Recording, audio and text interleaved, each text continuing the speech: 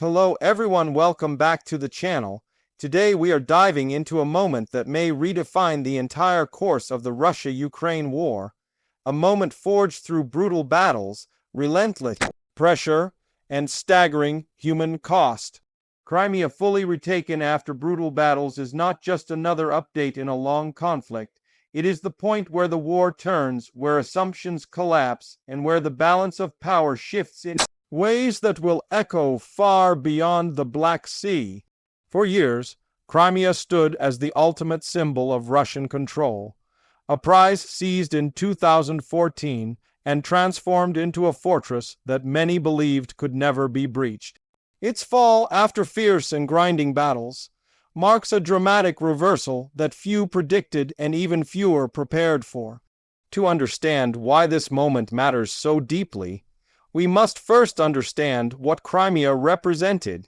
Strategically, it was the crown jewel of Russia's southern military posture, home to naval bases, airfields, missile systems, and logistics hubs that projected power across the Black Sea and into the Mediterranean.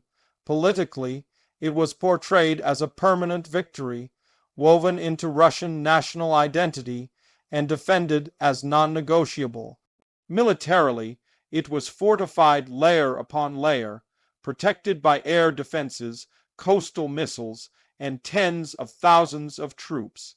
Psychologically, it was meant to be untouchable, a reminder to Ukraine and the world that some losses were final. But wars have a way of rewriting certainties, especially when one side refuses to accept them. For Ukraine, Crimea was never just territory on a map. It was a wound left open, a reminder of vulnerability and a promise deferred. Even as the country fought to survive elsewhere, even as cities burned and frontlines shifted, Crimea remained a long-term objective. Ukrainian leaders understood that retaking it would not be quick or easy. It would require years of preparation, transformation, and sacrifice. The early stages of the war exposed weaknesses in Ukraine's military, but they also forced rapid adaptation. Over time, Ukraine became more coordinated, more disciplined, and more precise. Experience hardened its forces, and survival bred innovation. As the broader conflict escalated, Ukraine began shaping conditions far from the immediate front lines. Crimea slowly moved from being a distant symbol to an active target. The campaign did not begin with massed assaults or dramatic landings, but with pressure. Supply routes were disrupted, ammunition depots exploded, radar systems went dark. Command centers were struck. Each action alone seemed manageable, but together they formed a pattern. The fortress was being tested, probed, and weakened. Russian authorities insisted that Crimea was secure, but the ground truth told a different story. The peninsula was no longer insulated from the war. The battles that followed were brutal, not always visible, but relentless. Ukraine focused on isolating Crimea rather than rushing to occupy it. Geography played a crucial role. The peninsula depends on limited connections to the mainland for fuel, food, ammunition, and reinforcements. By targeting bridges, ports, and transport nodes, Ukrainian forces began to squeeze these lifelines. Every convoy became vulnerable. Every shipment became uncertain. Russian units stationed in Crimea found themselves increasingly cut off, forced to ration supplies and operate under constant threat. Air and sea became contested domains. Air defense systems that once dominated the skies were degraded through repeated strikes and deception. Russian aircraft were forced to operate more cautiously, reducing their effectiveness. At sea, naval assets faced growing danger, limiting Russia's ability to resupply and support forces on the peninsula.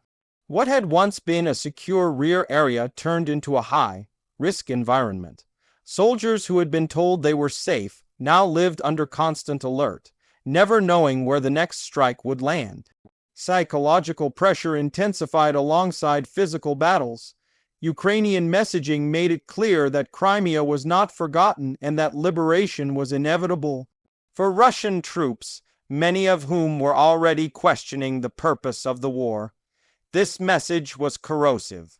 Morale eroded as confidence faded. The promise of permanence dissolved into fear and exhaustion. Being stationed in Crimea, once considered desirable, became a liability.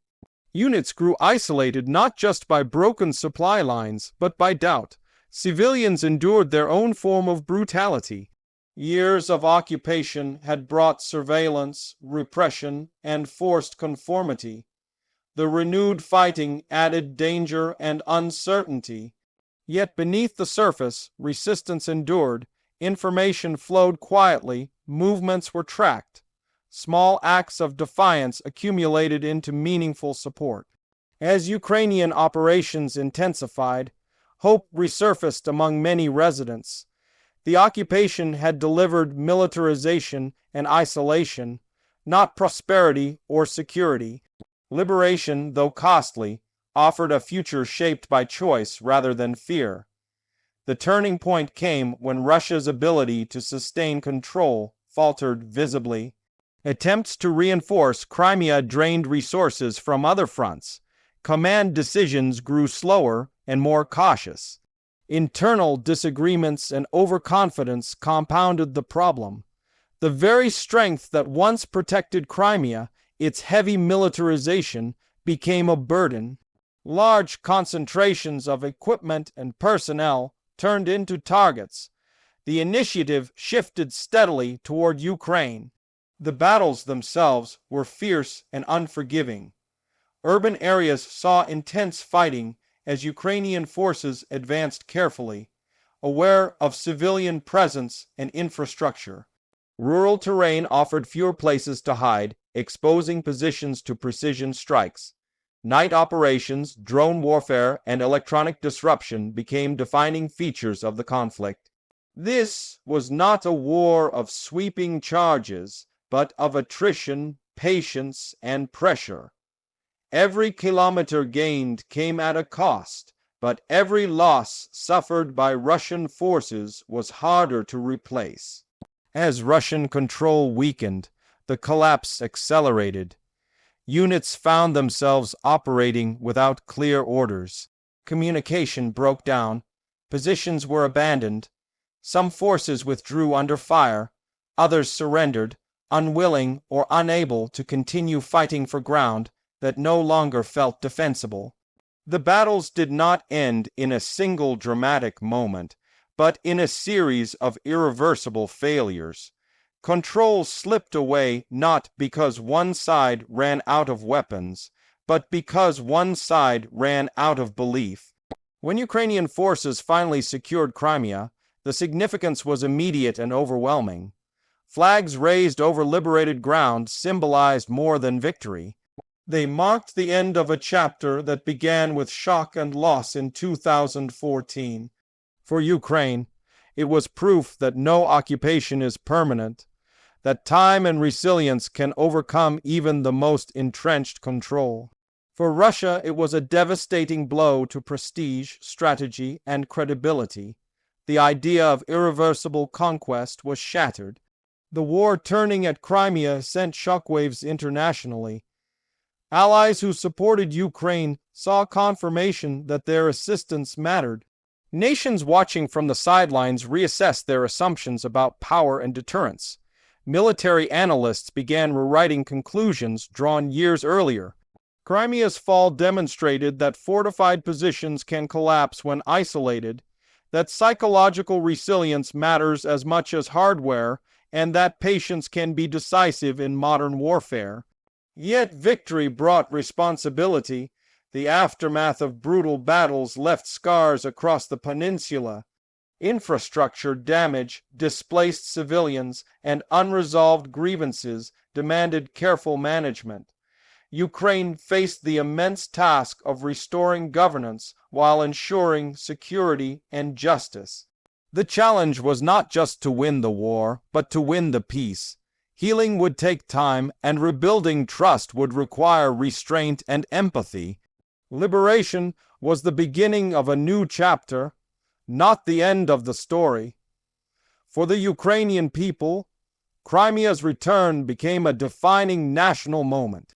It validated years of sacrifice and endurance. Soldiers who fought in distant regions saw their efforts vindicated. Families separated by occupation glimpsed reunion. The idea of sovereignty became tangible, not symbolic. Ukraine emerged not just as a survivor, but as a nation capable of reversing loss through unity and resolve. Crimea, fully retaken after brutal battles, stands as a case study in modern conflict. It shows how wars are no longer decided solely by size or firepower, but by adaptability, morale, and legitimacy. It reminds the world that occupation breeds resistance, and that force cannot permanently suppress identity. The peninsula's liberation reshaped the narrative of the war, transforming it from a struggle for survival into a demonstration of strategic patience and national will. As the dust settles and the guns fall silent, one truth remains clear. This was the moment the war turned. The fortress fell, the illusion of permanence vanished, and a message echoed far beyond Crimea's shores, carried across the Black Sea and into history itself. No matter how brutal the battles, no matter how long the occupation, the will to reclaim what is lost can endure, and when it finally breaks through, it changes everything.